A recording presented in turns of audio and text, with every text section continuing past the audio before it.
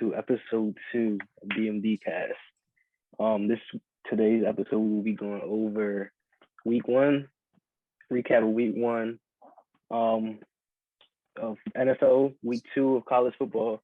We're going to be doing a bit of UFC and the end of the season for MLB. I'm going to let Daquan start off with what he has first. So, big week in college football this week. A lot of great games. Huge. A lot of great games. A lot of great finishes. A ton of upsets across the nation. So we're just gonna start out covering a few games. So the first one we got up. I'm a huge Texas fan. So we're just gonna start with Bama versus Texas. So a couple questions I had going into this game was what would Quinn Ewers look like? And to start off the first half, I mean, he looked great. Basically the first quarter, he looked great. Yeah, he definitely did.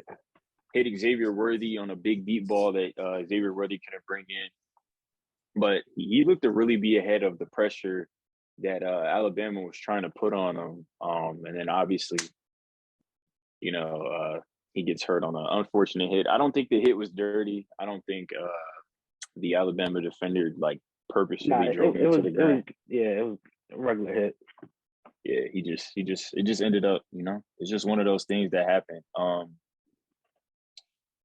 But biggest questions I had going into the game was, can Texas contend in the Big 12?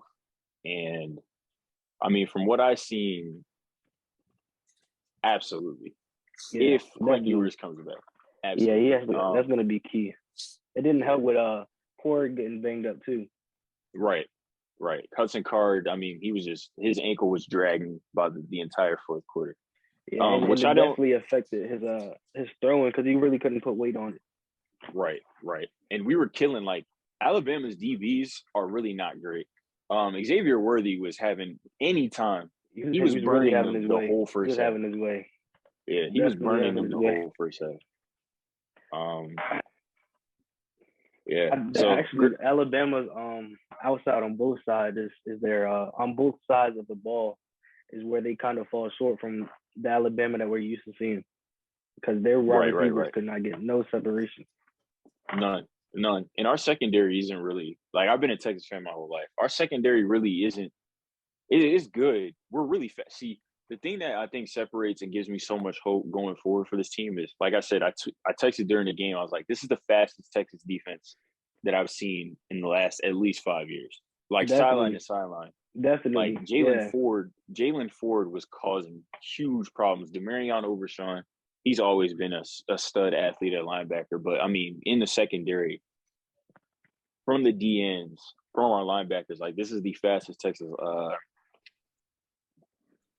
defense that I've seen in such a long time. And even on the other side of the ball, we got some real burners. But I think we talked enough about Texas so far. I really want to hit on Alabama. I mean, in my opinion, it was a great defensive game, both sides. But I think Alabama, where they really got the win is it's just Bryce Young being Bryce Young, showing why he was a Heisman, why he's one of the front contenders for the Heisman this year. He's an NFL ready quarterback, and that last drive really showed what he's about. Yep, 100%. For me, I think for the first time in a minute, I've seen Nick Saban got outcoached. He got outcoached that whole game. I don't really think he got outcoached. I think Texas came to play. Oh yeah, of course. Texas is better than what a lot of people think they are. I'm just saying, with the mistakes that were made by Bama, those are not Nick Saban. I think the youth showed itself. The youth showed. Yeah, definitely. I was very shocked to see how that game. I don't think Bama's the number 1 team in the country. I still think Texas is a top 10 team in the nation. That was a great performance. It was just uncertain, just bad events that happened. But I don't think Bama's a number 1 team in the nation. I think Bryce I got to see a showed little the more best. for me to see that. It's just like saying if Bucks lost, it's like saying they're not one of the best teams. I got to see a little more. I'm not ready to write off the Rams just yet, but I'm not ready to write off the Alabama. I've seen too much times in history where so Bama's still a top 3 team for sure. I just don't think they're number 1. I think right now it's gonna be Georgia. I gotta go Georgia as number 1 right now. Yeah, I think Georgia has looked the most impressive of any team in the nation. I agree with that, but I would still like Bryce Young showed, and this is why I'm not gonna count. I don't think you were counting Bama out, but this is why, like, if Georgia and Alabama would play each other right now, like, I would still lean towards Alabama. It's because they have that guy. He is the best player in college football right now. He's the best player in college football player, like, right now. That entire the poise that he showed, because throughout the game he was making good passes. He was making good throws. On third down, he had a scramble. That's where you see the lack of receivers. Right. He had a scramble outside the pocket, had a receiver wide open on like a post route. Ball just goes through his hands after he avoided the pass first. Mm-hmm. I think Alabama, I don't think Nick Saban was really like out coached. I think the Alabama players were caught off guard. Yeah. Like these dudes, like Texas can play. Like I think they were caught off guard by the speed.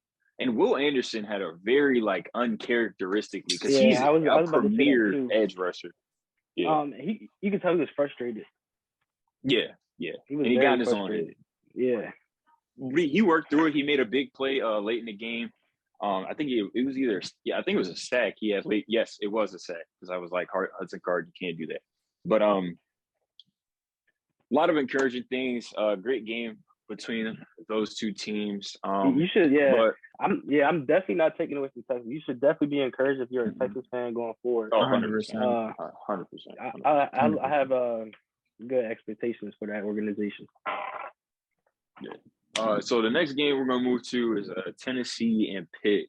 So that was a banger. Questions that I had. Actually, we're gonna talk about Tennessee, Pitt, and Kentucky and Florida, and we're gonna combine those two games because we got 3 SEC East teams all competing, and 2 of them going against each other over the weekend. And this game, Tennessee Pitt, was a great game. It was a great game. It was a great game between 2 very, very good teams. Yeah, it was a very good game. Tennessee's physicality definitely showed itself down the stretch of that game. They were very physical. But the biggest question I have going forward is, who do you guys think is the second best team in the SEC East? Because obviously Georgia's the best team. I think Georgia is by far the best team. But you got 3 teams in Tennessee, Kentucky, and Florida. And I know Florida lost to Kentucky, but I'm not going to take too much off of one game. I still think it's Florida. I still think Florida's the second best. Yeah. I think Tennessee's a good team, but I think it's between Florida and Kentucky. I think it's Kentucky. Kentucky's really good. Levis is really good, and I think what wants to make me put Kentucky over Florida is the age and the experience difference between Levis and Richardson. Right. And I think Kentucky has more playmakers than Florida does. Like on the offensive side, their defense is all the SEC. Dane Key, yes, long touchdown catch. Yeah. I was like, wow. Like and he's a freshman. Kentucky is really Kentucky is going to be an issue. They are absolutely going to be an issue moving forward in the SEC East. So I think Anthony Richardson, he had a little bit of a coming to earth moment, you know, quiet the Heisman talk that he had. Yeah. He's a hell of a player. He's very talented. He has some growing to do. Yeah, he definitely does have some growing to do. Definitely. It was just a great week. And then the last game we're going to touch on, because I really want to get to the NFL, so we're kind of going to breeze through the NCAA stuff, is Baylor and BYU. This game, this was a great game against 2 physical teams. That was a really good defenses. Game. I think Baylor and Texas are my 2 favorites to meet in the Big 12 championship this season. I think if Quinn Ewers is healthy and if Hudson Card can keep Texas afloat throughout the time that he's gone, I think these are the 2 best teams in the Big 12 and in BYU. Coming into the game, I had BYU favored. Personally, I had BYU favored. I think they have a great front 7. they have a very good run game. And that's They exactly what they definitely leaned do. on to win this game. That's exactly Yeah. what they leaned on to win this game. Right. These two teams are going to be rivals. Like the Big 12 is the Big 12 commissioner, and the Big 12 as a whole won this game.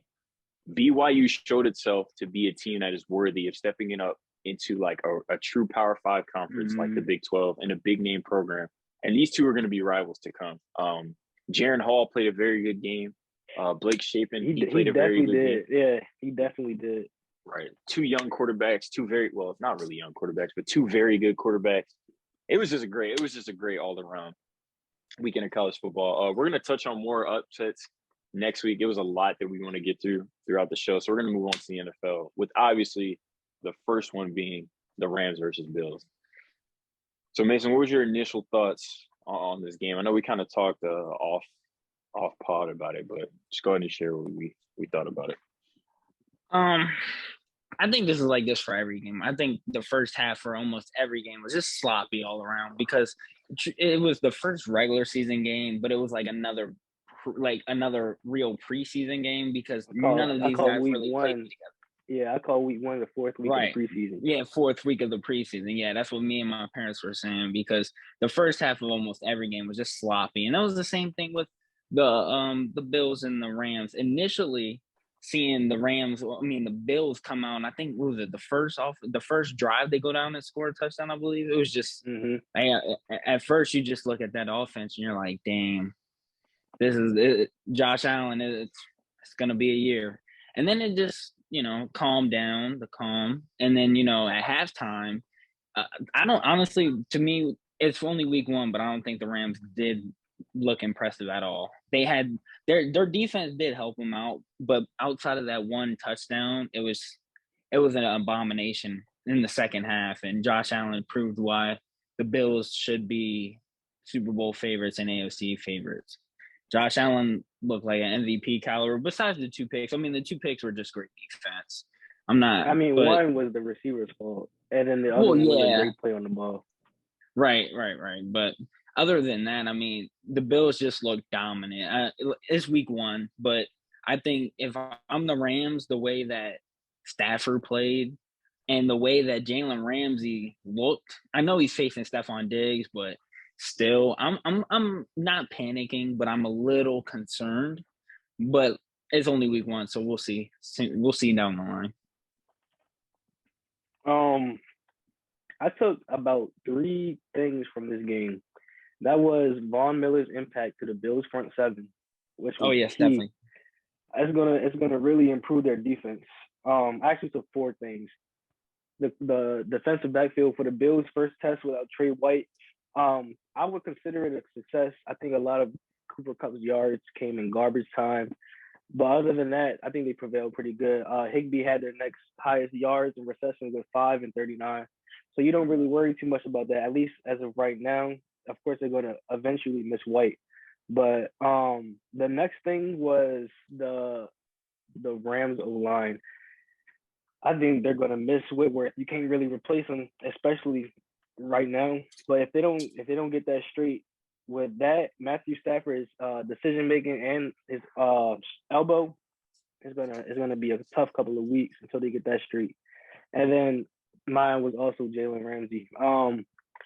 He's been getting burnt his past 6 games. He's let up 4 deep balls.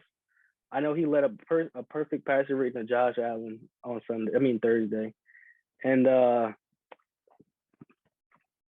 I think it's at that point of his career where he might make that move. Should make that move to safety. He'd be a great safety. It's Jalen Ramsey. He has very high football IQ. I just think it might be that time where he can't really keep up with these receivers. True. 100%. Hey, Quan, before you go, freaking Judge just hit number 57 on the Red Sox. I was just about to say that. Oh my God. Is that his second of the game? Yeah, he hit 2 this game, I believe, man. That's ridiculous. The Red Sox can't catch a break. But so usually week 1, we try not to overreact, right? It's like you guys said, it's the first it's preseason game number 4, really, for the first half. That's really what I say. Teams are getting like acclimated to game speed, all that good stuff, right? But usually, as fan of a team or as analyst, I guess, you try to take something good away. The Rams, nothing. You lost on the offensive line. Neither team really can run the ball. So I'm not going to really count losing on the defensive line, but you lost on the offensive line. Go ahead. Go ahead. No, you're good. Go I ahead. actually think with running, like Sean McVay's game is predicated around running the ball. Absolutely. And with Cam Akers only getting 3 carries for 0 yards says a lot. I don't know what was the issue with that. I was ready to say, does anybody know what actually happened with that? Because I still don't know. I mean, all I heard was he's immature or something like that from McVay. McVay said he needed to show more intensity or like more want to kind of to be the guy. But I mean, he had to have been talking about practice because you can't tell that with 3 carries in the game. No, definitely not. Yeah, got to be definitely on the talking about practice. But I don't know what the issue is with the Rams offensive line, but they were just beat like badly. Like it was very bad. And I'm very concerned about Stafford's elbow. I think his elbow injury is a lot worse than what the Rams are trying to put off, because he looked bad. Like looked bad. He looked bad in the He looked really bad. Right. The Rams secondary, I thought I think it's Nico Scott. He played a very good game. He forced 2 turnovers. I think he forced 2 turnovers that game.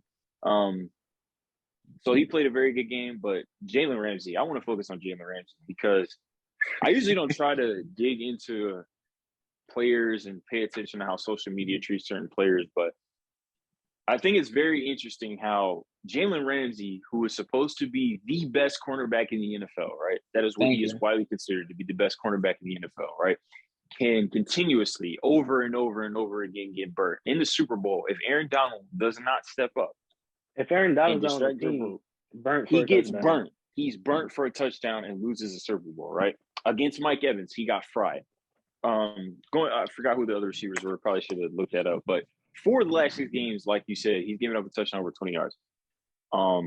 Perfect passer rating on Sunday against both Stephon Diggs and Gabriel Davis. At some point, we need to start looking at Jalen Ramsey and giving him the same backlash that we would give a Trayvon Diggs, that we would give a Marshawn Lattimore. I was saying that during the game on Thursday in our group chat. I was saying the same thing. Like, to me, I just don't think he's the best corner in the league right now. Right. I don't. I think since their playoff run, I don't. Right. I think it is now time to move him back to the safety. To the safety position. Put him at safety. Allow him to use, because he has great ball skills and he loves to tackle. Yeah, so he's a great tackler. You could really use him the same way that the Ravens use Chuck Clark. You could absolutely use Jalen Ramsey the same way. You can use him the same way. You could move. That would be great for Jalen. I think he'd be nasty. Right. He would thrive in that role. He would thrive in that role. He's a big corner. You could put him on teams who have good tight ends as well. Right. And the Bills, I will say this. The Bills look amazing. They look great. But there's a team that we're going to talk about that I still believe. Yes, I 100% agree with this. There's a player that I'm just not going to bet against when it comes down to that time. So we're probably talking about the same player too. There's just no way. The Bills are Super Bowl contenders. Absolutely. They're going to have a fantastic season. I am very intrigued to see what Josh Allen and Stephon Diggs, and to see if Gabriel Davis can continue his tour of play, because he had a great game. I'm telling you right now, he's taking that ride. He's so underrated, Joe. He's so underrated. That ride. Like, he is really becoming like a true number 2, like a star number 2 in this league, kind of like how Chris Godwin is to Mike Evans sort of situation. Yep. I just don't. He's not as good as Chris Godwin. No, he's not as good. But he's taking that next step. Definitely the same role. Yeah, he's taking that next step. So we're gonna touch on a couple of the 1 o'clock games. This weekend was great. Like, football was just great. It was really. Oh yeah, it's awesome to be back. 100%. But so the first game we're gonna talk about is the Dolphins versus Patriots game. I incorrectly predicted this game. As I did too. As did I. Incorrectly predicted this game. I thought the Patriots, would come out They come out focused. I thought Mac Jones would have a very good Mac Jones game, and I thought so as well. They play a very heavy ball control style. The defense will force some turnovers, and they'd escape Miami with the win. That is absolutely not what happened. Miami played a very, very good game. Their defense looked so good throughout the game. Now, I don't know if the Patriots' offense is anemic, like at best. Like it's bad. It's just a bad offense. That's why I had Dolphins getting second in the division, because I don't trust their offense. Yeah, and I don't trust Mac Jones being with a defensive coach. I don't trust him to take the team to a next level offensively, like Tom Brady would. I don't know what's up with Bill Belichick. I never really seen him as like this petty coach, but the more and more I hear about like him sitting players, like the whole Malcolm Butler situation, like that's just stupidity. And then now so Kendrick Bourne is one of the Patriots' best like outside threats. Like he's just he was their number one receiver last year. He was their number one receiver last season. He comes in the game and gets a 41-yard reception late that moves the Patriots into good field position. I don't do anything with it, but he moves them into good field position. He didn't play the first half, like the entirety of the first half, or he played like very limited snaps because apparently he got in some fight in practice with another player. Now, I understand you need to discipline guys, but you also need to win games. And I don't agree with putting your second-year quarterback out against a team that you struggled with. Like Tua is 4-0 against the Patriots in his career. Mm-hmm. He's never lost a game. I never knew that. That's crazy. Yeah, he's never lost a game to the Patriots. So I don't agree with the decision of like discipline him throughout the week. But when it's game day, like it's time to play the game. Like it's just time to fights happen in practice all the time. And the way that Kendrick Bourne explained it was kind of one of those situations where like Bill just didn't play because he was upset. And I don't agree with that whole line of thinking. I feel like if the Patriots don't have at least a winning record or at least close to making the playoffs, like it comes down to like the last week or two of the season and maybe they lose one of those two games and get eliminated. I think we could be watching the end of the Belichick era in New England this year. I don't know. I don't really expect them to have a good season. I don't think they have the offense to have a good season. So I just think Bill's what? He's 74, something like that. He's in his 70s. The only way Bill Belichick is not the coach of the New England Patriots is if Bill Belichick decides he doesn't want to be the coach of the New England Patriots. Yeah. You don't win Super Bowls. I just got that feeling. Yeah, 7 Super Bowls. Yeah, I just got that feeling for some reason. Like we could be watching the end of Belichick. If they just have a bad season. I think Patriots would have to show complete just bad for Bill to lose his job. Like they're not terrible. They don't have no weapons on offense. Yeah. They got a decent run game, some decent receivers, but I mean besides that, they don't really have much on offense. I don't even think Mac Jones played particularly bad. Either. No, he wasn't. He wasn't. I think he was 21 for 30. He just had that one pick. He's had like a Mac Jones is not going to take you over the top. Right. He played a Mac Jones game. Yeah, he played a Mac Jones game. A typical Mac Jones game. Right. Just a typical, dink and dunk style. Take maybe a couple intermediate throws. He pushed the ball down the field like maybe once or twice, and that's a Mac Jones game. The Patriots got a lot of questions to answer going forward. They gotta go out and get some playmakers. It's not gonna happen this season. They have to, but I can't.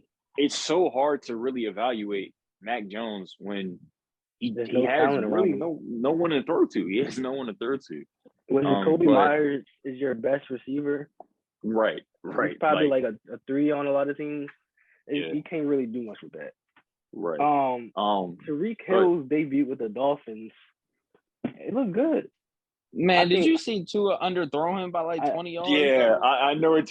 When he scrambled out to it, I think it was on, man. It was to yes. Yeah, I know exactly what they're. He was so wide open. That's just not his strength.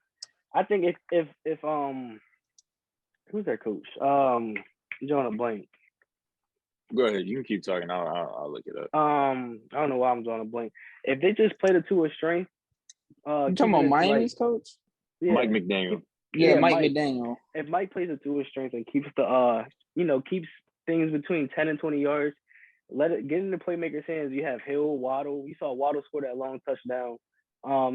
Edmonds, Wilson. You have a bunch of talent around Tua. Where if you could just get the ball in their hands, the Dolphins can have a very good season. They already have a good defense. I'm excited to see what the Dolphins do for the rest of the year. I agree.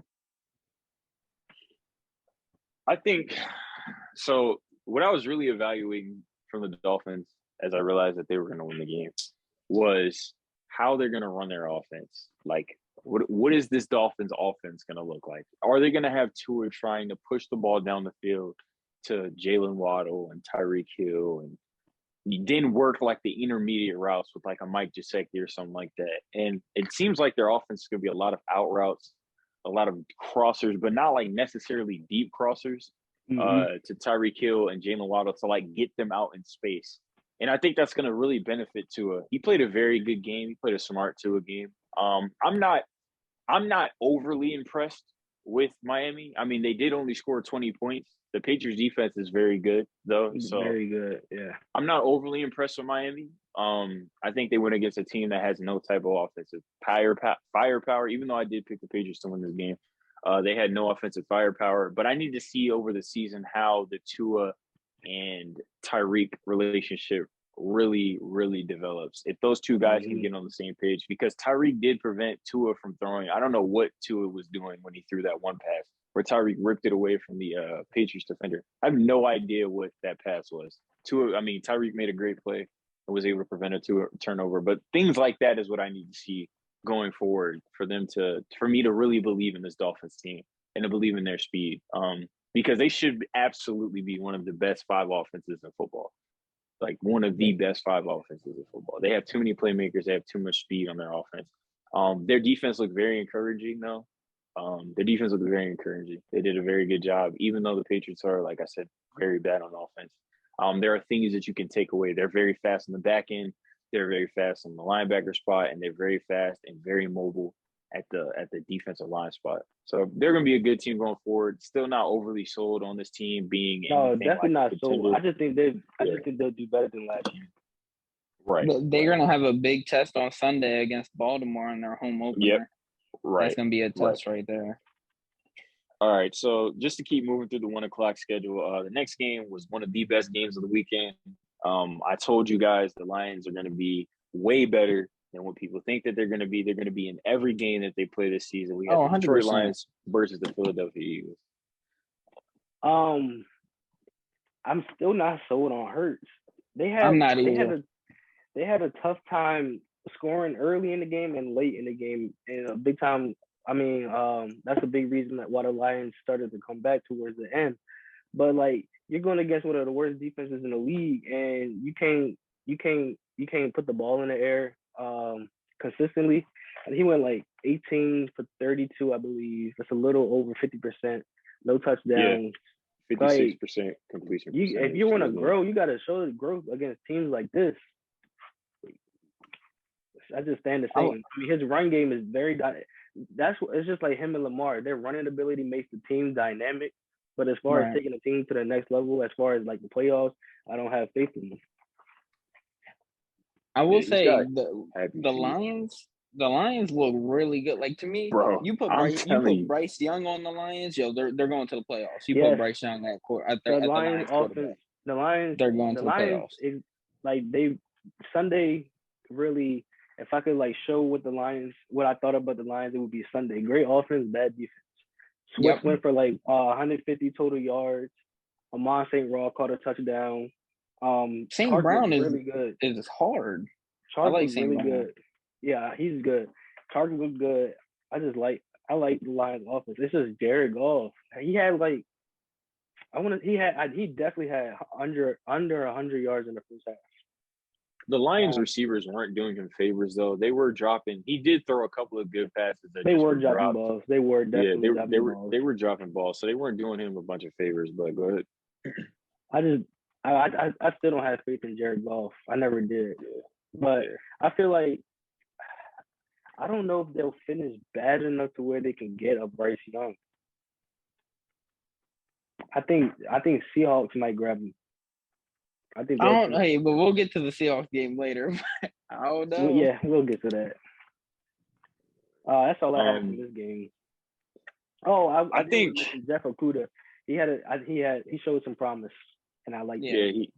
he made a couple plays. Yeah, So big reactions for me personally was Dan Campbell he's he's a great made this coach. Detroit team like a team. Like this is a legitimate like they don't have all the talent Like in the world, it's a but they team you don't play want to play. hard, man. Like they They Don't got play want all to the play on hard. heart. Sundays. They got that Whistle heart. to whistle to whistle to whistle. They're gonna every single down. The Detroit Lions are going to compete, and I really can't wait to see Jameson Williams inserted into this offense because you have T.J. Hockenson, because you have Amon-Ra St. Brown. Like you have playmakers on this team. Now you definitely need to upgrade at the quarterback position. I don't think Goff does anything particularly bad. I don't think Goff does anything Yeah. particularly great. Like Jared Goff. He's like Mac Jones. right. He's a middle class quarterback. Right. I was talking to somebody earlier, and they were mentioning how like Aiden Hutchinson didn't have the craziest game. The Eagles have a very good offensive line. Like this is a very good offensive line. It's a very veteran. Yeah, Right, it's a easily very one of the veteran offensive line. Aiden Hutchinson is going to be a star in this league. Like he's going to be a very good player in this league. It's his first game. I'm not gonna his first game against a good line. Yeah, I mean, I didn't expect too much out of him, especially from that game. But yeah, he's gonna be fine. This Eagles offense, like I said, Jalen Hurts. I think Jalen Hurts had a good game. I don't think he had a particularly great game. I think he depends on the scrambling ability too much. Like I said, like immediately you take away his first read, he's looking to scramble immediately. I would like to see him sit in the pocket a little bit more and make more of those like in close throws. I mean, Devontae Smith was just absent. I don't know where Devontae Smith was. He only had like 4 targets. He didn't catch a ball. It was like some plays I didn't even see him out there. I don't think. Absolutely. AJ Brown is that guy. Yeah, but we knew this. I was very disappointed in Philly's defense. I thought Philly's defense would be very, very good this season. But I thought they were a top 5 defense. DeAndre Swift ripped them apart. Like their run defense. He's very underrated. At least week one did not look good. It did not look good.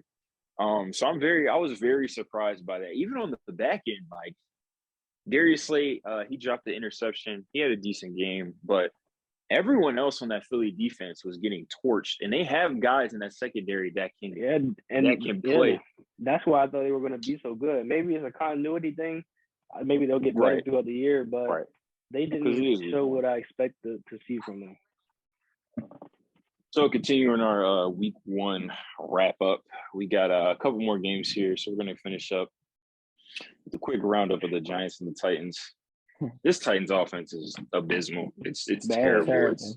It's Derrick Henry or bust. How it's going to be all season. Tannehill was mid, not great at all. The Titans defense played a lot better than I expected, honestly. Harold Landry was out. I think he had a torn ACL. He has a torn ACL this season. Big pass rusher and edge defender for the Titans. And in the first half, especially, they played very well. They had the lead on the Giants for pretty much the entire game. But the biggest story coming from this game, and I think we all can agree, Saquon Barkley looked great. Yes. Like he looked amazing. Like Saquon Barkley. Yes. And that is a huge That is a huge positive for a Giants team that has some talent on it, and offensively and defensively, to get a guy like that who at his best is definitely a top 5 running back in this league. Oh, easily. 100%. Daniel Jones made some big throws down the stretch to keep the Giants in play and he was efficient. He was efficient. He's very efficient. He had that one pick, but he was like 18 for 20, 17, 20, something like that. Danny had a very, very good game. I commend the Giants. The Giants had a really good game in the second half. Right. It's almost like when you give a young quarterback a run game, they can, operate much more freely and not have to feel like they have to push the ball into situations Right. that they It keeps shouldn't. the defense on their toes. The defense has to guess at that point. Right. So good game between two teams that will be pretty mid. I don't think the Titans are a threat to anybody. Derrick Henry is still absolutely a monster, but it's gonna be a tough year. It's gonna be a tough year. I have a Derrick Henry agenda. Okay.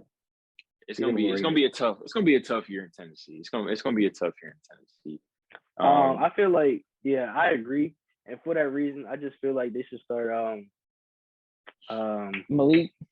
Yeah, Malik. He's very talented. He has a good arm too. I feel like just let him go. Let him be free. They're gonna lose it regardless. They might finish last in the division, honestly. Oh wow. Cool. Yeah, I feel like just let them start. Yeah, might as well. You're not losing anything by letting Malik Willis start. I don't feel like Ryan Tannehill is that good anymore. Nope. He never was, but a few years ago, his first 2 years with Titans, they were they made the playoffs, beat the Ravens. I feel like he's done. So, continuing our wrap up, we got our next game between two AFC West powerhouses, Las Vegas Raiders and the Chargers. This is a great game. Yeah, very. These are two amazing teams that are going to be there competing at the end of the year. I thought Derek Carr and Devontae Adams had some good. That connection is real. In the league. They were college teammates, so great connection. That connection is still there. The game kind of started off slow. The game kind of started off slow. Both teams filling each other out. A lot of weird field position. But the Chargers shown to be the better team throughout the game. I mean, they just are. Their pass rush was getting there. The Raiders have problems. Khalil Mack, man. Yeah, he looks good. Him and Von Miller, man. It's a resurgence, man. I want to point out three sacks. I want to point out Chargers O-line. They took great steps from 2 years ago. Oh yeah, they took great steps from 2 years ago. They're doing what the Bengals thought they did. Yeah, Herbert was untouched. He had a very efficient game. He's showing why he's a top 5, top 7 quarterback in the league. They had a great game. Keenan being out, they're gonna miss him. That's big. That's big. They're gonna miss him. Especially because Mike Evans was non-existent. Mike Williams. Yeah. Mike Williams. Yeah. They're was pretty much non-existent. I think Gerald Everett is gonna have a good year with them now. Oh man, I love Everett. I love him as a tight end, man. He's a very athletic tight end. How long is Keenan out for? All they said is it's basically week to week. He's out for. He's I know for sure he's out for Thursday game against the Chiefs. Yeah, that's gonna be. I can't wait for that. That's gonna be a banger. That's gonna be a great game. The Raiders, they got some problems on that offensive line. The offensive, that offensive line, they're not. You just can't go far in the NFL at any point without being good in the trenches, both offensively and defensively. Their defensive line played very well. Over the course of the game, the Chargers just wore them down. They just wore them down. That's really what happens a lot in the NFL, man. Your offense can't do anything, so your defense gets tired, and the offensive team just wears the defense down. And that's what we saw in this game. Derek Carr and Devontae Adams, obviously they look great. They were college teammates, so their connection is going to be much faster. Like their chemistry is going to develop in Boston much quicker than a regular quarterback and receiver first pair. Right. Their Raiders will be fine. Derek Carr has to protect the ball. Their line has to make some improvements, but they'll be fine. Yep. Anything else, Mason? Nah. Cool. Yes, they hit it. So now we get to talk about the best player in all of football. He plays on the Kansas City Chiefs. We all know who he is. Patrick Mahomes looked amazing. They were going up against the Arizona Cardinals. And I think it's blasphemy when anybody says anybody else is better than him. I Yep. think the Chiefs are the best team in the league right now. I They look definitely put great. them over the Bills, They look 100%. great. Pat I Mahomes had 5 touchdowns, no picks. Like that, he Efficient. looked so good Efficient. without It Tyreek Hill. looked He did, easy. It looked yes, so made it easy. look it was easy. No, it didn't effortless, even look. Yeah. It effortless. was like it was Yeah, just like now yeah, you're right. the Cardinals Yeah. aren't the greatest defense. They're also not the greatest offense. But I mean, come But on, man. And He they're looked. banged they're up. not scrubs though. They're not They're not. No, scrubs. they're definitely not.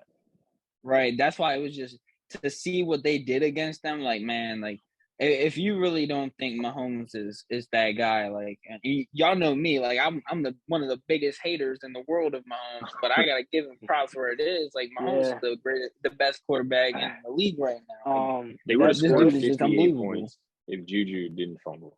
Like they would have Right. ran up 50 points on the Yeah, Cardinals. they would have Juju put out 50 easily.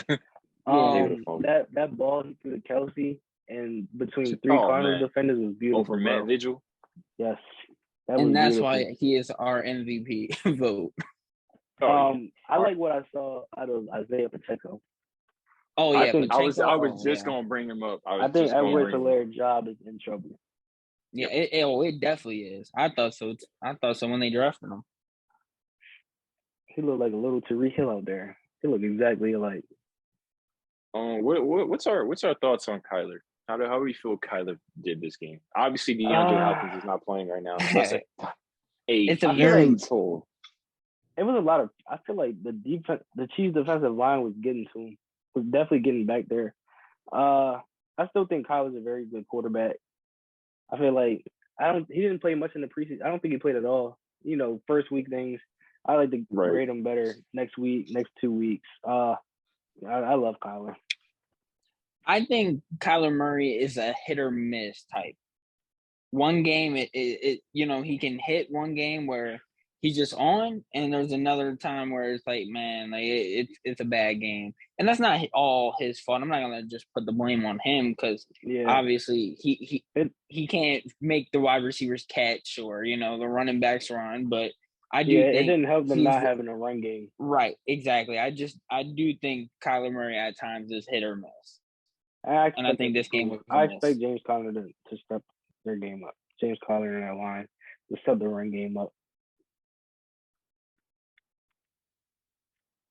Yeah, the best player in football did what the best player in football does. He just completely dominated and took that game over. And like I said, I believe you're watching another 50 touchdown season. Like I told people, this Chiefs offense is going to be harder. It's going to be much more dynamic without Tyreek Hill in the offense. Oh, I agree. Travis Kelce, yes. Mahomes and Travis Kelce looked great. Mahomes and Juju looked great. He was getting the ball out. He was just spreading the ball around. MVS Everybody was good. 5 touchdowns to 4 different receivers. Right. Come on now. So Come on now. This Chiefs offense, they're going to do this every week. They're going to run, and you're going to see Mahomes do what he always does. He's going to be the best quarterback in the NFL. You know what I don't understand? Power rankings came out today for the NFL. Pro football? And I look at 3 power rankings. I look at the NFL, I look at ESPN, I look at Bleacher Report. Those are the main 3 that I look at. All 3 had the Bills over the Chiefs for power rankings. Bills 1, Chiefs 2. I don't care what anybody says. The Chiefs just look dominant. Yes, they played the Cardinals. I don't care. Right. That's Chiefs are better. The Chiefs are the best team in the league right now, hands down. I feel like media. Their defense. Yeah, their defense stepped up. Their defense look. Usually Chiefs defense step up late in the season, but their defense looked very good. And that's what makes them scary right now. That what makes them scary. I think. First, McDuffie. I feel like he can't miss too much time, but he looked very good in his first game. He did. And I think the media have agendas to push. I feel like Bills are the favorites to go to the Super Bowl. Josh Allen, yada yada. They took the Chiefs won 13 seconds. Bills were winning last year. They'd be on the Super Bowl, the previous Super Bowl winners. I just think there's agendas to be pushed, but I think everybody who really knows that Chiefs are the best team in football. Yes. I don't really pay attention to power rankings too much. A lot of it is politics at the various networks. I just like to see what people have but to see the Bills at number 1 is just like I didn't understand. It just makes no they sense ran to me, over honestly. they ran over the defending champs, right? Oh, I So agree. I agree. you got to give them brownie points for that. Mahomes was 3 touchdowns, 2 picks, and Mahomes was 5-0, like 5 touchdowns, picks. So it's just like domination. Right. So. I think the Cardinals will. I don't know. Kyler Murray. I'm very hot and cold with Kyler Murray. That's basically what I was trying to say. I really did not like what I saw down the stretch of last season, like that. No, and it's not continued. at all. He missed some throws earlier. He had like a weird play where there was somebody in the flat, just threw it at their, like wide open, just threw it at their feet, like the dude was wide open. It was just a weird game for Kyler. I'm not going to put too much stock in it though, because you're missing DeAndre Hopkins, and that's always going to be a huge issue. And Zach Ertz wasn't 100% healthy either. Right, and Zach's not 100% right now. Cool. So I'll give him a bit of a pass, but I'm very indifferent towards Kyler Murray. But to continue on, we're going to be talking about the Buccaneers and the Cowboys. So we're going to start with the Bucs. There's a lot to get to with the Cowboys, but for me, I think the Buccaneers, they look good. Julio Jones is not Julio Jones anymore, but he looked good. He looked decent. He looks like a serviceable receiver in that offense. Leonard Fournette looked very good. He looked insane. Right. Their run blocking looked very, very good. They looked very, very good in the run. Their blocking O-line is terrible. Terrible. Yeah. Terrible. Against the run, run blocking, they look good. Yeah, their pass blocking was terrible. Yeah. But they also need to learn how to finish drives because come on now. But I think that shows more so towards how good the Cowboys defense. Yeah, of course. But I mean, still for Brady to go down to the red zone 4 or 5 times and only come out with 1 touchdown. Come on now. That's just very un-Brady like. The Bucs still look good. I still think, as of what we saw Sunday, the Bucs are the best team in the NFC. Yeah, yes. I think they're the best team. But now Chris Godwin's going to be out for significant time. So they got Mike Evans. They got Mike Evans. Basically, Julio, from what I heard, Russell Gage, 4 weeks. Oh yeah, that's what I'm Perriman. saying. So I want to see how they implement Rashad Perriman and Russell Gage. That's what I'm leaning towards. I think Russell Gage will get some more action. He only has 2 I think so too. He's the kind of receiver Brady likes, especially in those short intermediate routes. Like he's the kind of guy that Brady likes. So I think he'll be just fine. Yeah, he's gonna fill that AB role. That role that AB. I also want to see Scotty Miller get involved more. I mean, he won't. I know he won't, but it's just I would just like to see him get involved more. That's a Brady type of player. He's like a deep threat receiver, and they don't have enough. I don't think Brady has enough time to really wait for him right to get now. downfield. No. But moving on. I mean, where do I start with the Cowboys? Let me get to the Cowboys because y'all are fans, so I'm gonna let y'all have it real quick. But for me, the Cowboys. Listen, the guys, y'all are fans, so I'm gonna let y'all do y'all thing. But for me, watching it as like a football fan, man, y'all look exponentially bad. The offense, I mean, couldn't get nothing going. Y'all basically have no wide receivers right now with Gallup out. CD is all you have, and CD did not have a great game. Zeke didn't look all that great. I mean, Pollard behind Zeke. Pollard didn't do nothing. Zeke looked great. We got away from the run for what reason I don't know. It's not like we were getting blown out. I had to throw the ball. Right, but that's what I'm saying. Like y'all basically y'all didn't go with what the hot hand was. But now with Dak's injury, because y'all know more about your team than I do. What do the Cowboys do now? So this is a question for y'all when y'all talk. Does the Cowboys go out and get a quarterback?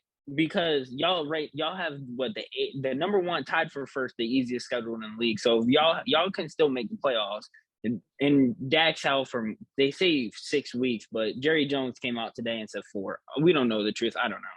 But do you rock with Cooper Rush, or do you go out and maybe call Baltimore for Tyler Huntley, or call the 49ers for Jimmy Garoppolo, and you make a trade to just at least, because if Dak's out 6 to 8 weeks, y'all have to go at least 500, and if he's out 4 weeks, even better. But y'all, to me, for y'all to even make the playoffs, even as a wild card, y'all have to go at worst 500. So honestly, I feel like Jerry Jones. I feel like if Dak performed the way he performed, what would make you think that Tyler Huntley or Jimmy G would do better? Um, Jerry's not going to give up any picks to get, especially them, to perform to come in and fill a backup role. I feel like we just go with Cooper Rush. I feel like he's serviceable backup. We just need to lean on the run. But Jerry Jones didn't do any type of job helping out that. He traded away Amari. We went into the season knowing that our number 2 and number 3 receivers were hurt, and Michael Gallup and James Washington. So we went into the game with Dalton Schultz being our second best target, but Noah Brown being our second best receiver. And everybody know what Noah Brown is. He's a special teams player. He's a good blocker. He's nothing more than that. I saw a lot of times when CD was being triple covered. At times Dalton Schultz was being double covered. So when you have them two being covered like that, and you have no other receivers making space, Dak's gonna have a bad game. He forced a lot of balls. That interception he threw was terrible. No excuse for that. But like I said, he's gonna force a lot of balls. CD had 11 targets and 2 receptions. That a lot of that is being forced. I saw a lot of times Carlton, he deflected a lot of balls. Our offense just looks bad. Our defense looks great. Great, of course. Great. When you keep giving the Bucks back the ball, our defense is going to get tired, and that's what we saw towards the end of the game. You can't expect nothing. You can't ask nothing more than what they did for us. Trayvon White had a great game. Micah had a great game, 2 sacks. Yeah, Micah looked great. Yeah, I don't. Y'all don't have Cedric Wilson anymore? No, he's in Miami. He's in Miami. Damn, that was a big loss. That was a big loss. That was huge. Yeah. I think getting a quarterback, to answer your question, I think getting a quarterback like Garoppolo or Tyler Huntley or really any big name backup, it's too reactionary. Considering that if Dak was out for the season, right, then you possibly go and get a quarterback. But like Cuz said, like Devontae said, like, would going to get Garoppolo do anything to improve this offense? I don't believe so. No. I don't believe so. We have no targets on the outside. Like he said, teams are going to double CeeDee Lamb. They're going to double Dalton Schultz. Or really not even double Dalton Schultz, because he's not like a Travis Kelce or anything. Like, I love Dalton Schultz. He's great. But he's not like a Travis Kelce, Darren Waller, to where you have to put that level of attention on him, right? They're going to show attention on him, but you don't have to do that. And they're going to make No, my bad. When is Gallup coming back? He should be back in I personally think he'll be back in like 3 weeks. He'll be back in 3 weeks. You think it's that long? Yeah, he won't be back. He was projected to miss like 8 games a few months ago. I think he'll miss like 4 games. Week 4. Oh, yeah, he'll be back about week 4. Okay. I was thinking he'd be back either this week or next, but damn, that sucks. I think you stick with Cooper Rush. He knows the playbook. Yeah. We've seen him play last year against the Vikings. He had a decent game. So I think you just stick with him. You lean on the run game. Lean on the run. We have to. I don't know why we got away from it. I'm going to tell you why we got away from it. The reasons, this is how I know Jerry, this is why I have such a problem with the front office now. The issues that we had in the playoff game and the issues that we had all last season as either the most penalized team or the second most penalized team in the NFL. Every single drive, I'm going to chart it out for the rest of the season. Every single time we are behind the sticks early on, on first down, it's 1st and 15, second down, holding call.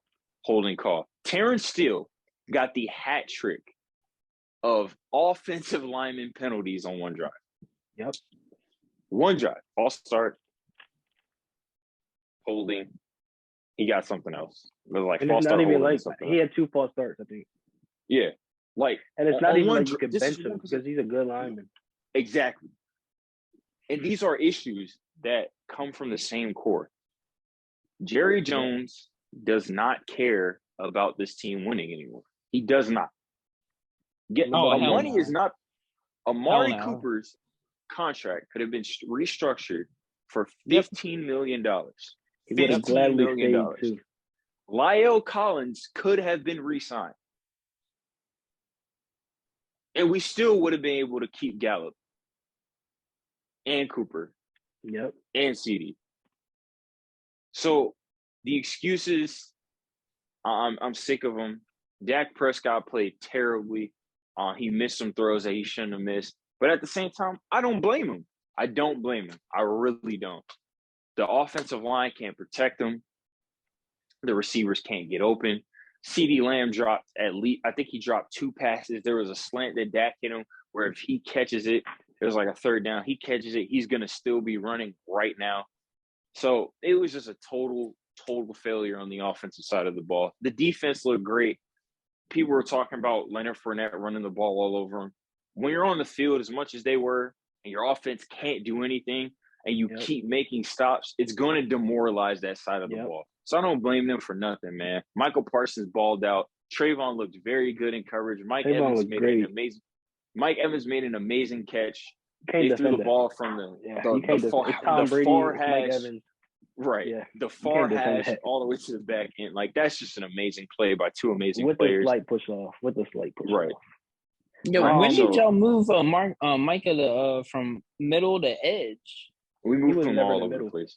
Yeah, he moves him all over the place. At least he was middle linebacker. He was middle linebacker to start the season last year against the Bucs. I know that. Yeah, that's what I'm saying. Like I didn't pay attention last year or whatever, but I noticed he was at edge majority of the time this Sunday. That's what they were talking about. He just moves around a lot. They moved D-Law down inside because D-Law doesn't have the same burst that he used to coming off. He's amazing against the run. He's amazing against the run. But I like that. Man, that's a he good had a good game too. Yeah, D-Law had a good game. I'm just hoping. I took 3 good things away from the game. I took our defense being great. Tyler Smith didn't have a bad game. I think he had as a rookie left tackle against the Buccaneers front. He did very well. Opinion, he had a great game. He had maybe 5 to 10 plays where you would like to see better, but you can't ask nothing more from him, honestly. Right. And then it wasn't a big sample size, but Zeke had a good game. He averaged 5.2 yards per carry. Yes. We got to lean on him. I don't know why those trick plays were ran. Kellen Moore, he just has some growing to do. I said it last episode. Kellen Moore, he just has some growing to do. He's still very young. That's all I had to say for that game. Yeah, I'm done. I'm just hoping that Cooper Rush. I'm gonna watch all the games because that's my team. But I'm just hoping that Cooper Rush is able to just play 500 ball for the next couple games, at least for the next 4 weeks. All you can do is hope he doesn't turn the ball over. Or be competitive. That's all I care about. As long as we're competitive and we see bright spots. Sam Williams, our DN, I thought he had a decent game. He put himself out the plays a couple times, but I mean, he's a rookie, right? He's got the motor, he's got the stuff. He'll get it, but he got some good people around him to teach him the ins and outs. That offense just looked terrible. But we spent a lot of time on this game. Our final game, which was a very good game, a very weird game. I think it was the most fun game. I think it was the most fun game to watch. Seahawks, Russ's debut. Back in Seattle, supposed to be a fairy tale story of look at me, I got you, Pete Carroll. And it was fairy tale for the Seahawks, that's for sure. Pete had the last laugh. Man, look, listen here. I think the Denver Broncos head coach, being a rookie head coach, screwed them. What he did at the end of the game was horrible. Very surprised. For 4th and 5 with the game on the line, you got Russell Wilson going back home to Seattle where he began his career, Seattle's all-time passer, all that BS. You give him the ball, or you at least ask Russ, hey, Russ, what do you want to do? Do you want to go for it? Can you get the first down? Do you want to go for it? Or would you rather him kick? Unless you have Justin Tucker, and you even in the elements, you think about it. a 64-yard field goal. I'm not taking that. It's a 4th and 5. And what really made me even more mad though is the fact that they have 44 seconds on the play clock, and then you run it all the way down to 1 second and take that timeout just to go kick a field goal. If you knew you were going to kick a field goal, why would you waste that much time? Right. Like that, the rookie coach to me, it's all about rookie coach, and I get that. Like, if you're gonna take a timeout and at least discuss what you're gonna do. Don't take a timeout and because you already assumed, like, okay, well, we're gonna kick the field goal. Let's just waste all the time. What? That makes no sense at all. I mean, it makes sense. Whereas you don't want the Seahawks to get any time to score the ball. But the Seahawks had one timeout anyway, but that to me, you don't really fear the Seahawks offense anyway. Yeah. Right. That's what I'm saying. And then after that, they missed it. Cool. Well, actually, timeout. He kicked the field goal and he went wide left first time. After I saw that, I would have definitely went for it. If I'm the Denver's coach and I seen that, all right, Russ, come on. It's 4th and 5. We're just gonna do this one. But the fact that you didn't put it in your playmaker's hand, because if any other team, Brady goes out there, Lamar goes out there, Mahomes goes out there, Herbert goes out there, Dak goes out there. Yes, there's almost every quarterback goes out there for that 4th and 5. The fact that they didn't go out there made me realize, okay, it might not. The Broncos with the rookie head coach, they're gonna have some growing pains, and I don't know. It might take them a year to get into playoff type Super Bowl contender form. And what made me mad after that was when the Broncos head coach took the last 2 timeouts for the knee. What was the sense in taking those 2 timeouts when they're knee? You can't stop. You're not getting the ball back. Why would you waste those 2 timeouts? Right. That's what really irritated me. Yeah. That irritated me. But that's how I felt. I don't think it takes a year.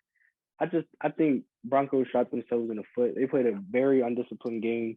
Very. Melvin and Javonte fumbled. Yeah, they both at the 1 yard line. You can't do that. You just cannot expect to win a game after you do that. They had like 15 penalties too, or something crazy like that. They had a ton of penalties. They had over 100 yards. Yeah, it was looking like the Cowboys out there. I think you can't take the ball out of Javonte's hand. You gotta cut Melvin's touches back, honestly. Oh, I agree. Javonte was going crazy. He was getting busy. Yeah, you got to put the ball in his hands more out of the backfield. I'm excited to see how the receivers grow from this point forward. Judy looked good. Catch. Yeah, Judy looked good. Geno Smith looked great though. That's an outlier. Yeah, it's very much an outlier. That's why I'm not overreacting to anything. Yeah, he was scoring the second half. That first half, Geno looked great. He came out firing, man. Yeah, he definitely did. I think he had something on his shoulders, but I still think they're the worst team in football. But the funny thing is, I had them win like 1 or 2 games, and I figured. And this was not the one. This was not the one. Yeah. No. They play. Who do they play next week? The Broncos. They play the San Francisco 49ers. Oh, they play the 49ers. The Seahawks. Which actually, I'm actually intrigued to see that game. I am too. The Broncos play, right? I am. Now the Broncos play. Seahawks. The Seahawks play 49ers. The Broncos play. The Broncos. I don't even. The Broncos play.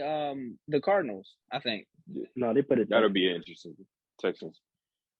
They put it Texans. Oh, do they? Oh yeah, you're right. I'm sorry, Texans. I'm not gonna overreact. I'm not gonna overreact to anything I really saw. I don't believe that the Broncos will fumble 2 times at the 1 yard line again. No, I don't. I don't believe that Geno Smith will look like Tom Brady in the first half again. That's just not gonna happen, right? No, it's not. I do think the most concerning issue, if I'm a Broncos fan, is your rookie head coach, right? But these are the growing pains that a rookie head coach has to go through. Yeah. Right. And the Broncos, you got John Elway in the front office, right? So he will have the mentors to get him through. And you got Russell Wilson as well. Like, I think Russ should, go talk to his coach, have the conversation like, hey, next time put the ball in my hands, yada, yada, and that. McManus explained that that was a plan already to get him 49 from yards. the left half, not 49. Yeah. 46 yards. Well, it ended up being 64. Like that was a plan already, right? So it's not like this was something that just kind of happened. The Broncos had this planned out. Yeah, Russ did the right Broncos thing after will the be game, fine. Right? Saying that he thought the call was the right call, but yeah, they'll definitely have that discussion. We won't see that happen again. Right. So if I'm a Broncos fan, don't put too much stock. It's week 1. There was a lot of emotions going into that game. Seattle was fired up to play against Russ. That crowd was definitely ruckus. That crowd was going crazy. 12 man. Right. So they'll be fine. These two teams are going in completely opposite directions. The Seahawks will become the Seahawks again, but they're going to be a bad team. And the Broncos will become a good team. They'll be a good team. They'll be an interesting, fun team to watch. So no worries. But that's going to do it for our week 1 wrap up. Any big things you guys want to touch on to go ahead and close this portion of it out? No. We hit them all. I feel like there was a name. I don't know. Maybe not. Nah. All right. So to wrap up the show this week, we're going to do a couple of baseball topics. You know, October's coming up. Playoff baseball, great time of year. So best time. Best time. We got a couple of very tight divisional races. So we're going to start out in the NL East, where the Braves and the Mets are in a dogfight for that division. So Mason, who do you have coming out? I still think it's the Mets. I think it's the Mets. Yeah, and I think they win it by literally one game. One game. So currently, as of today, the Mets have a 1-game lead over the Braves. Yes. And I would argue, so at the time I made the notes, the Braves had to play the Mariners 3 times. They had a 3-game set against the Mariners, 3-game set against the Giants, and a 3-game set against the Phillies. And then the Mets had a 3-game sets against the Marlins, Cubs, and Pirates. Mets easily have the easier schedule right now. I mean, the Cubs are bad. The Pirates are terrible. Outside of O'Neal Cruz and Brian Reynolds, like they're just a terrible baseball team. So I definitely lean towards the Mets as well. I think they're built for October baseball. DeGrom, you got a great starting lineup. You got a great pitching staff. I worry about their closers outside of Edwin Diaz. He's probably their most consistent, like one of the best closers in baseball. But I definitely favor the Mets, even though the Braves are going to be a fantastic team. They're going to be a fantastic team, regardless. Anything you got to say, Cuz? I think the Mets will get it. Yeah. And then the AL Central, we've also got a really, really close race. All the other divisions, for the most part, like the NL Central, I think we all know the Cardinals are coming out of that division. Even though the Brewers might lock up that wild card spot, they've been playing good baseball recently. The NL West, I mean, the Dodgers are just like the best team in baseball right now. Yeah. So they're about to be at 100 wins. Hold on, you think the Brewers locks the other wild card over the Padres? I don't. The Brewers have been very hot lately. Their pitching has come around. Their hitters are starting to hit. Like they've been playing very, very good baseball lately. And the Padres, I think the Padres have been disappointing since the addition of Soto. Like, honestly. No doubt. Soto hasn't been the guy that he was in Washington yet. No. With the Padres. And I think that's a big issue for that team going forward. Because, I mean, that's where you go and spend all this draft capital. He hasn't been consistent. Right. How many games left? Under 20. Yeah, there's like 19 or 20, I believe. One of them. Close. I'm looking at the standings. I think they're a game above the Brewers. So it's going to be close. Yeah, it's going to be very close. In a wild card scenario, though, who do you favor? Like currently, let's say Milwaukee and San Diego play each other head-to-head. If they play each other? Mm-hmm. Oh, I definitely favor Milwaukee. Yeah, because they could say, all right, we're going to pitch Corbin Burns for 5 innings. We're going to put Brandon Woodruff in, and then we're going to send out Josh Hader. I mean. How many teams make the wild card? Is it 2? Yes. Oh, hold on. Didn't Josh Hader get traded to the Padres? Wait, you're right. Hader did get traded. As of right now, it'd be the Braves and the Phillies. Oh, I think the Braves win that 100%. Phillies are a half game up on the Padres. Yeah, I think the Braves will win that 100%. Braves definitely lock because they're 10 games above the Phillies. Yeah, I mean the Braves are a lot playoff regardless. They're a 90-win team. Like that's a great team. The Mets are just a great team as well. Yeah. Pretty much all the other divisions in the National League are locked up. Like we said, the Central, St. Louis got that. The West, the Dodgers have that.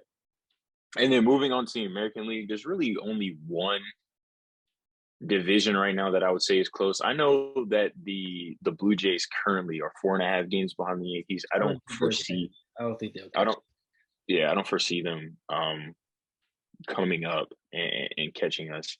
So right now, the Guardians, are 4 games up on the White Sox.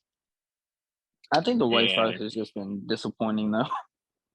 The Guardians have been they're on a 2-game win streak currently. The Twins have dropped their last 2. And touching on the White Sox, I absolutely agree. The White Sox have been so disappointing. If you look at their lineup, like it's no excuse for them not to be one of the best teams in baseball. Oh, agreed. I think Tony La Russa is gone. La Russa's gone. 100%. 100%. I mean, you've got Giolito, you've got Jake Diekman, you got Dylan Cease, Liam Hendricks hasn't had a great season. Kendall Graveman has not. Lance Lynn, and I think Tim Anderson's hurt, isn't he? Right. He's been hurt for a while now. But I mean, you still got Yasmani, you still got Jose Abreu, you have Yohan Moncada, you got Eloy Jimenez, you got AJ Pollock, right? Gavin Sheets is a pretty good player. Luis Roberts, very good. I mean, you have a bunch of guys, like a bunch of still very, very good MLB players. And it just hasn't worked out in Chicago. They should have easily won that division. And I think the Guardians are going to run away with that division. They were talking about they were World Series contenders. Right, before the season started, yeah. Yeah. That's why it's just terrible, like so disappointing this season. Yeah. 100%.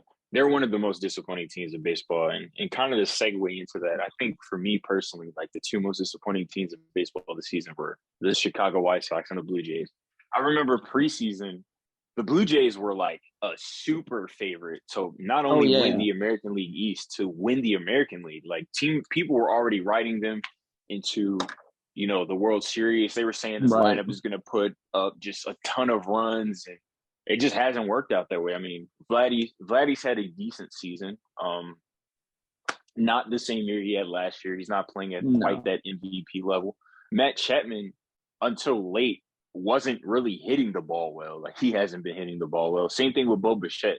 I mean, he got stupid hot. He's just now starting to get hot again. Right. He got stupid hot against the Orioles for like a couple series, but he hasn't been hitting the ball well. It just hasn't worked out quite the way that I think a lot of Toronto fans, and I think a lot of just Blue Jay players thought it would coming into the season. Yeah, I agree. I think the Rays are also in that category, though. Category of not living up to expectations.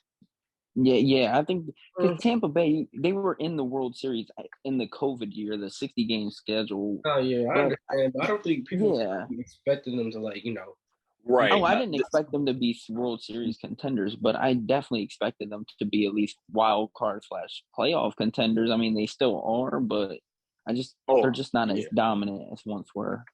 I just think the Rays have always been a team that they've overachieved. Like, they're very good at getting players and putting them in positions to succeed.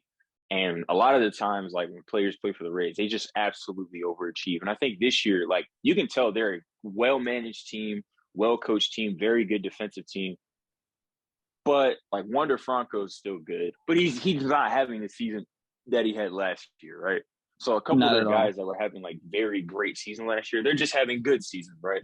And for a team like the Rays, who don't have a ton of big names, they just really don't have a ton of big names. They got a ton of very good arms, but for a team like them, like, it's not gonna I didn't expect them to be. I expected them to be right where they were at previously when the season started. I thought they were the third best team in the division. I thought Toronto and New York would be the two best teams in that division. Whether you want to say Toronto or New York didn't really bother me, but it's pretty much played out the way that I thought. I'm just trying to pull up. I think the Blue Jays and the Rays fall victim to being in the best division in baseball. Yeah, but I think they're a lot better than their record says. Yeah, I mean, think, yeah. Yeah. The Orioles are the is worst. The hardest division. Ain't both top 5 in hits?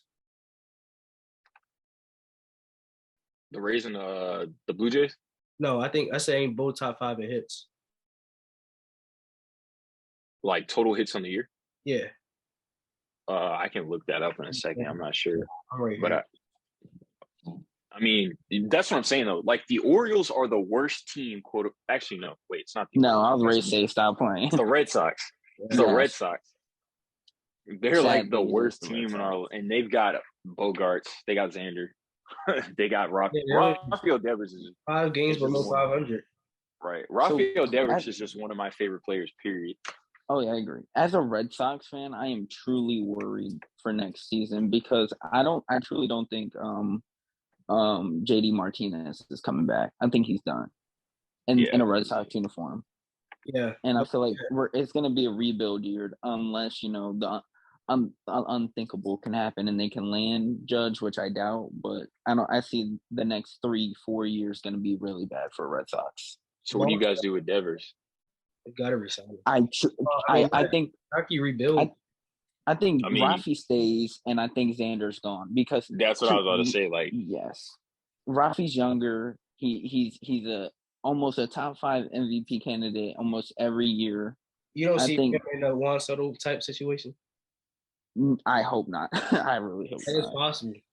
It is possible, but I don't think there's no way the Red Sox, with how great we've been since the 20th century, winning the World Series and stuff. I don't think we can get rid of both all 3, Bogarts, Devers, and JD, and not have one of them come back. There's just there's nothing I can see to say that. I can't see any of that happening. I can see I definitely see Bogarts and JD leaving, but I just can't see all 3. That's what I thought. Yeah, that would be the worst move the Red Sox can make, is getting rid of all 3. They will get the best prospects and everything for Rafi, but there's just no way. I just can't see it happening. I'd love to see Devers in the Yankees uniform. I bet you would. I bet you would. Hitting that short porch in right field. Rams, and I would love Rams type of money. I see. Yeah, definitely. How do you think I feel? One team one team and another team are both the same, cheap. Yeah, 100%. 100%. How's I haven't been following Trevor's story too much, but how's he been? Because I know early on in the season he was struggling, and then he went stupid for like a 10-game stretch. 10 games, yeah. That's why I think they're getting rid of Bogarts. I think they found his replacement in Trevor Story last year or last offseason. And if we were World Series / playoff contenders this year, I think they would have did as much as they could to keep Bogarts and Trevor Story to lock up that middle infield. But because we're not contenders at all, I think we're gonna see a rebuild come, and it's gonna suck. But yeah, it's gonna be. I think it's gonna be a long rebuild too. Yes, I agree. I don't think you guys really don't have a great farm system from what I've seen. Not at all. Not at all. So it's gonna be some tough times are coming ahead for the Red Sox. But to speak about a team with an actual bright future, the Baltimore Orioles are 6 games over 500.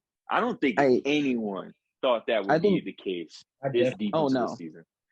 I think everybody predicted a bottom 3rd team in the league. I think Brandon Hyde deserves to be AL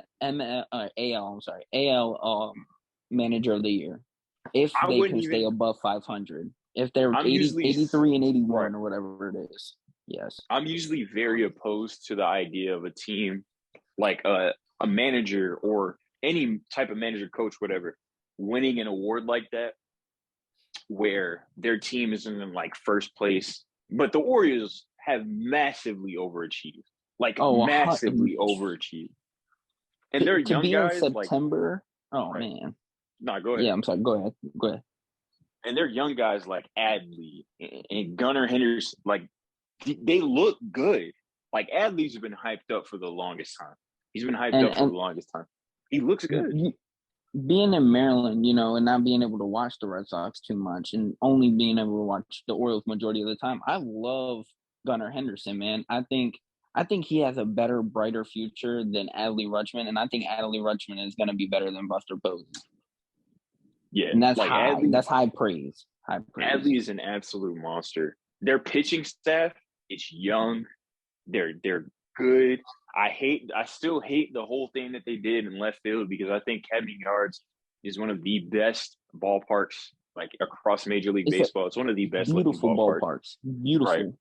Right. And that left field, but it's helped. Like it's helped. It's cut down on what the Orioles wanted to cut down on. Yankees players. Players hitting home runs. No, you had the left Yankees field. players. Yeah, because that's really what it was. I mean, Torres just destroyed them. Yeah. And then Aaron Judge destroys them every time we play. Yeah. But now massive. Jorge Mateo's playing well. Anthony Jorge Mateo, I think is great.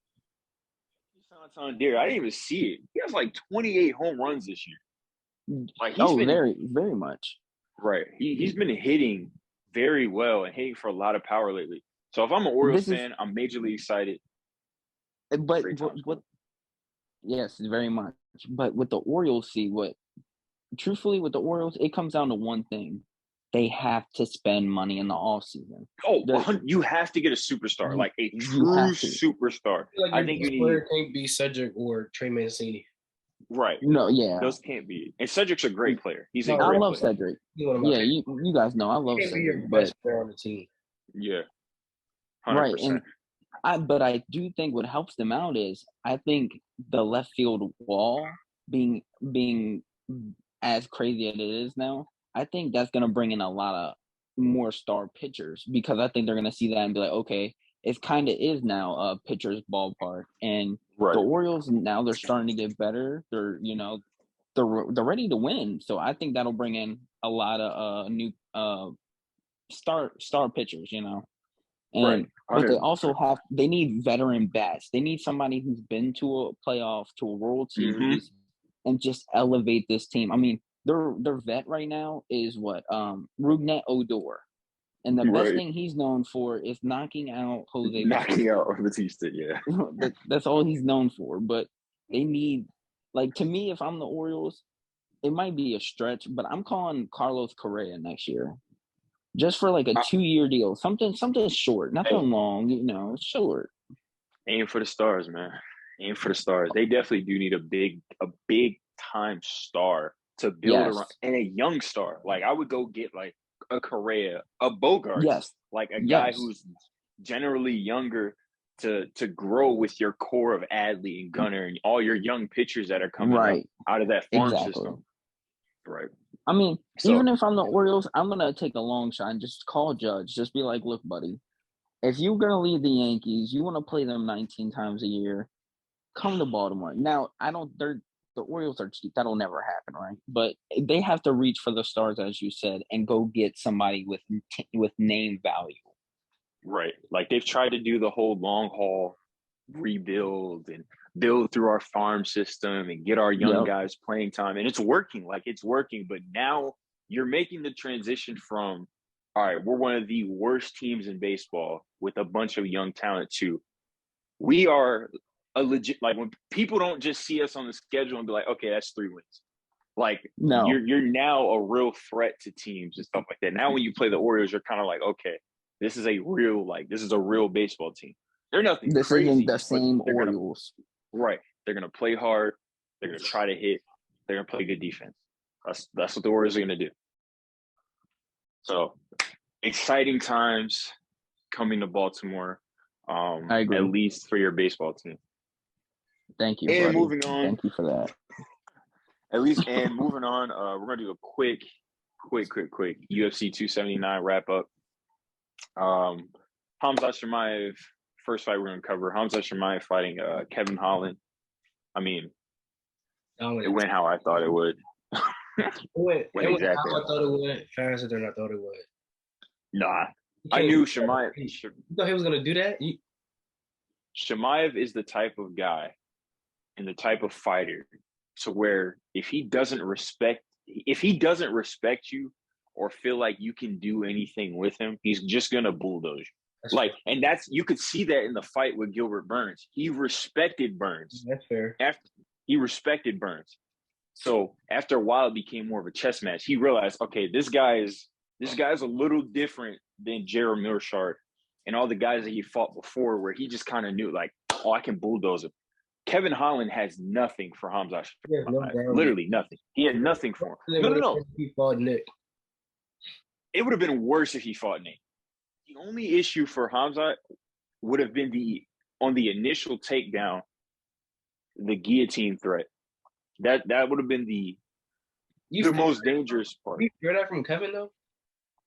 No, but Kevin is this is what people don't understand. He's great. There's a difference. Yeah. There's a difference between like being a good jiu-jitsu guy and then being a good grappler, right? Yeah. Like grappling to me is the entire process of completing a takedown. Yeah. And Kevin, to give him credit, was scrambling really well because he was able to get up twice. He got up twice. They sent him to the cage, but Hamza is relentless. And that's what those Russian guys are. All of them. They're relentless. They're going to chain wrestle. They're going to continue to take you down. I mean, once they got on the ground, it was over. Did he miss weight on purpose? Like, how bad do you think he wanted that fight? He definitely missed it on purpose. So this is what I'll say. You know why I don't think Hamza missed it on purpose? Remember when he first broke into UFC? He fought at 185 a week and fought at 170 like the next week. Right. So I don't think it's like, oh, he can't make the weight. But he can make it. Right. His coaches said that he's ever since he caught COVID, because I don't know if you knew about Hamza back in the day, but Hamza was going to retire from MMA. He actually retired. He's like, I can't. He caught COVID and his symptoms were so bad to the point where he's like, I can't fight anymore. Eventually, he recovered, and he's obviously fighting now. But his coaches have said since he caught COVID, the weight cuts have been his body's just not responding the same way that it used to, right? Mm. So maybe I don't believe Hamza's the type of guy to just miss weight. And the way that he explained it, the doctor telling him to stop. That's why when he stood on the scale, he was laughing and shit, because I just don't think he cared. Right. At that point. I don't think he knew he was fighting Holland. Personally, I don't think he knew he was going to fight Kevin Holland at that point. I think he just was out there, because I don't even think they didn't even know that Hamza missed weight. So I don't even. Yeah. No, go ahead. No. I was done. Do you think Kevin attempts to even learn the ground game now? Any type, jiu-jitsu, war? I have seen. See, the thing is, I have seen Kevin's Kevin is he's way better. It just comes down to this. There's levels to it. Kevin Holland is a much better wrestler than what he was 2 fights ago. Oh yeah. He scrambled very good. He's just going up against a guy who's world class, and that's the difference. Kevin has very good jiu-jitsu as well. I think he's a black belt in jiu-jitsu. He is a black belt. Right, he's a black belt, right? So, the guy, he has a ground game. And he even showed it on the ground. He was trying to get – Hamza just locked the darts up.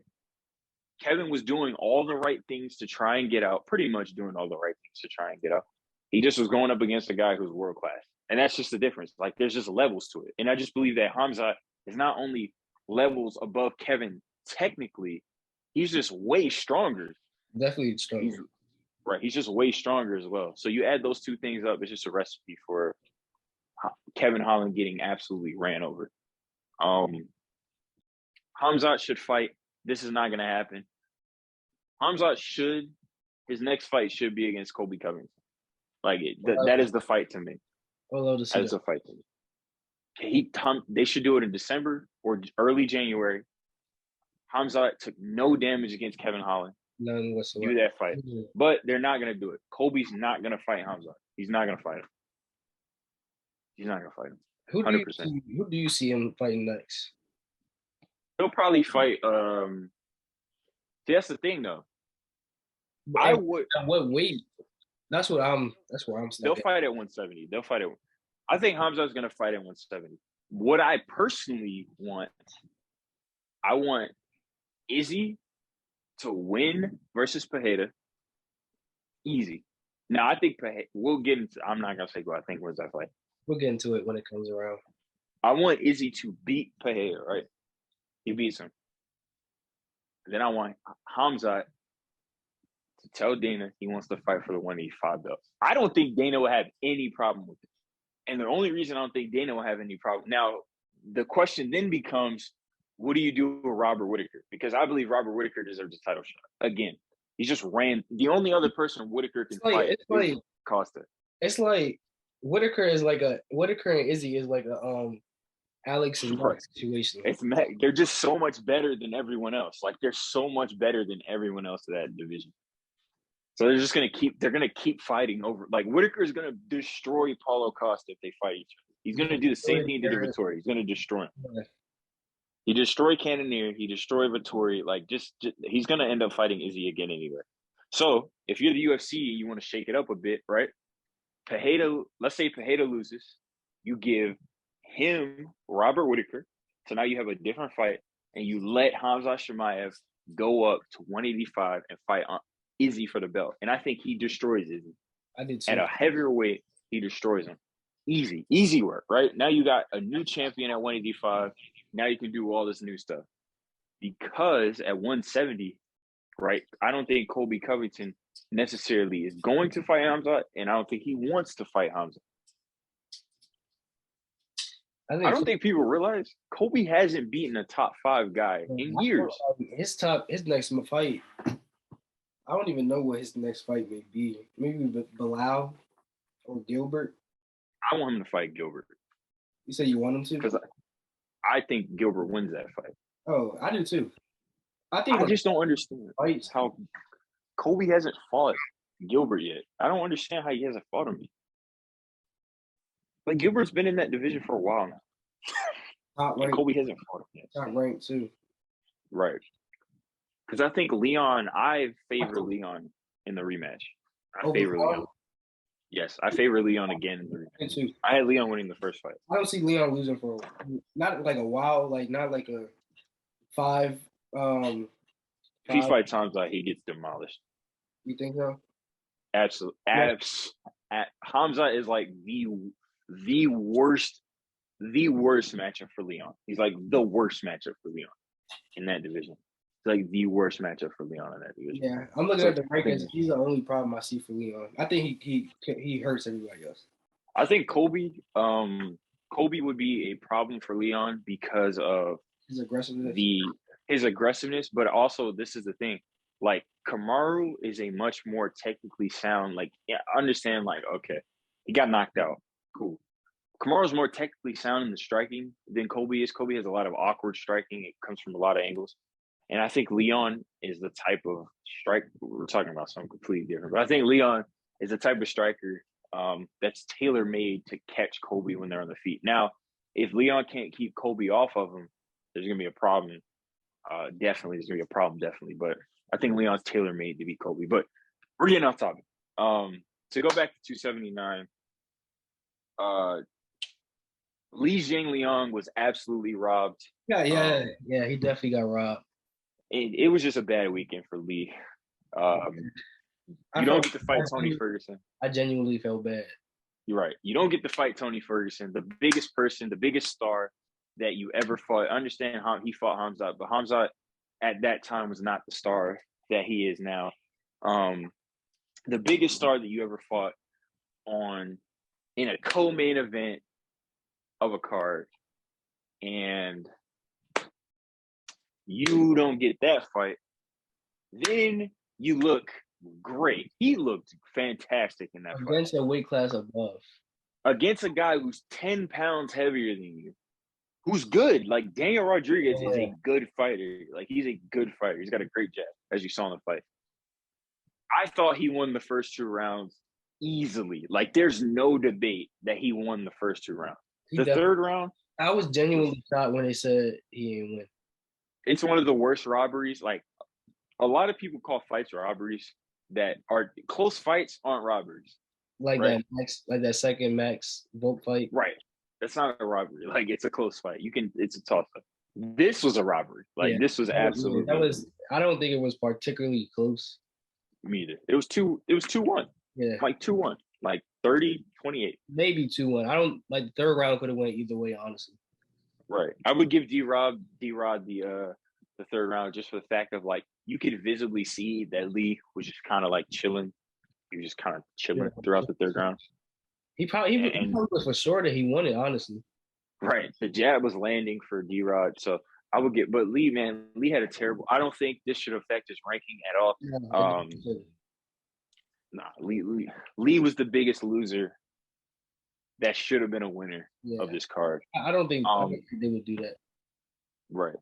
And then to move on to the main event, we obviously had Nate Diaz versus Tony Ferguson, with Nate Diaz winning with his patented guillotine choke over Tony. What do you think of the fight? It was legendary, honestly.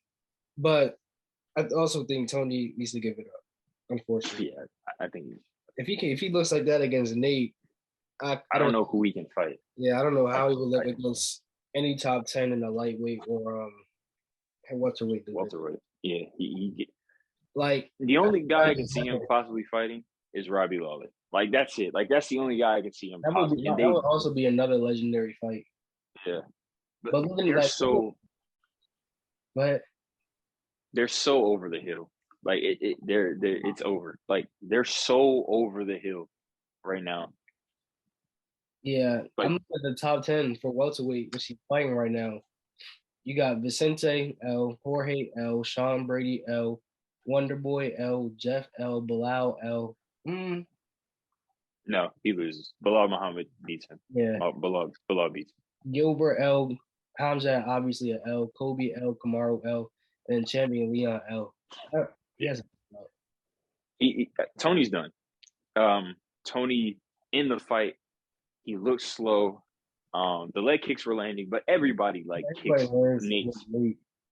Everyone kicks Nate's legs off. So, like, it's just one of those things where, I mean, when Connor fought Nate, Connor was limping out because he had smashed Nate's legs with leg kicks. It was to me it was a sad fight. Nate looked good. Okay. Actually, Nate looked okay. His 1-2 was landing. That long combination was landing. He was catching Ferguson with it. He had a couple of, Nate Diaz flurries up against the cage, but these two guys they're over the hill, man. I don't same situation for Nate against the top 10. He's not winning any of those. Right.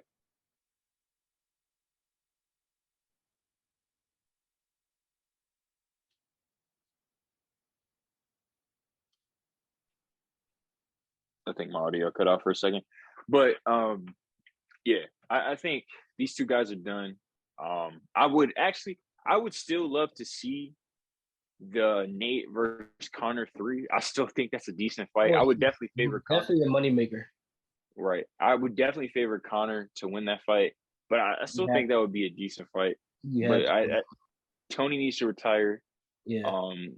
Unless if he comes back and fights anyone that has some legitimate power, he's gonna get viciously knocked out again. And I don't want to see that. I don't want to see that from a guy who was a legend. Yeah. He needs a legendary type fight so he can lay down them gloves. Right. And call it a career. But I don't think he's that type. I think he's gonna keep fighting until I think he's gonna keep fighting until the people that are closest to him will be like, Tony, you're done. You're done. Yeah.